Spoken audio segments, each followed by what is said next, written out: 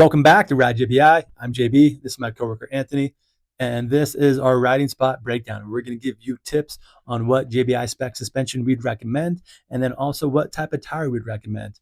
So for the first one, it is going to be Warner Valley, which is just outside of St. George, Utah.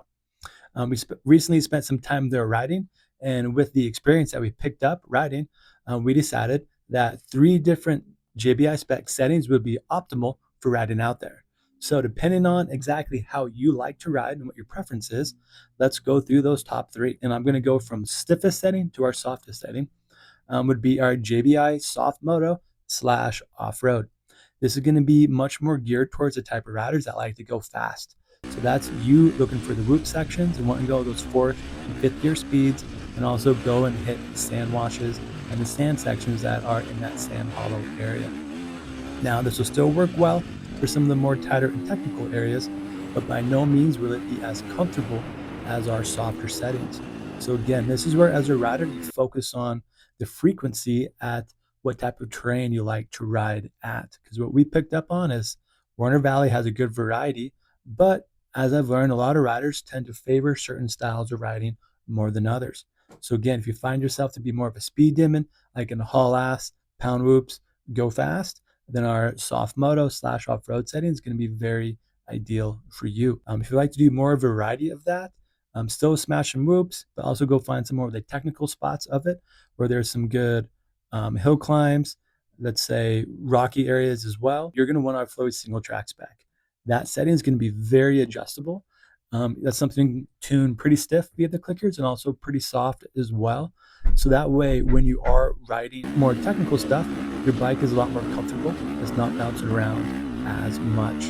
Granted, you're going to give up a little bit of suspension action when you're going through those really fast 4th gear, maybe 5th gear sections. But the bike's still going to work relatively well, just not as good as our soft moto style setting. And if you're type of rider like our friend Jeff Rocket that really likes the hard enduro type riding, so think very slow speed riding, very technical, where you are really picking out your line, and you tend to ride more 1st, 2nd gear speeds, you're going to want our technical single track spec. That's something that's going to have very good plushness and traction while you ride, and really keep the bike glued to the ground. With that in mind, traction is something that's just as important with suspension. So we also want to talk about what style of tire we'd recommend, and Anthony will take over on that. Yes, I'm glad you brought that up, JB, because traction can be influenced by suspension, but is it the optimal way to go about it? Absolutely not. Your tire is what connects the bike between the ground and your tire choice, the tire degradation or age of the tire, and what brand of tire that you are riding on has a huge influence over the traction levels that you get when you ride. Now, let's cover the type of tires. Most importantly, the brand of tire that we're going to talk about today, which is Bridgestone. A lot of people are Dunlop guys out there. Dunlop has a lot of good offerings as well. But here at Ride JBI, Bridgestone is the official tire choice of JBI suspension. So we're going to start off with the soft to intermediate terrain offering called the X31, which works in a wide variety of riding terrains.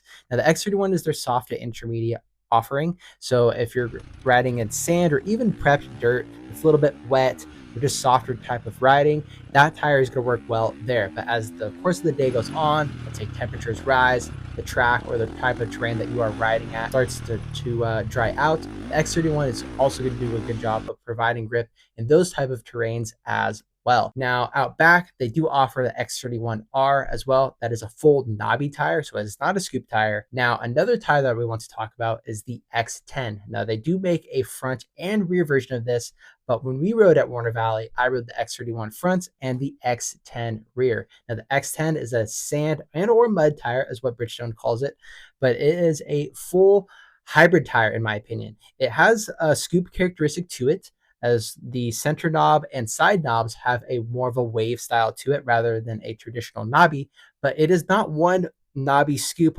across the carcass of the tire as well. It has individual scoop knobs. So again, kind of blending knobby tires and scoop tires and marrying them into one tire is what this X10R is. But again, I do think the X10, whether it's a front or a rear, is a great option for you guys riding out at Warner Valley. Well said, man. So if you find yourself often riding in Warner Valley and you want to improve your suspension settings, please give us a call. We can talk more about your riding, what type of bike you have, and which options are available for you.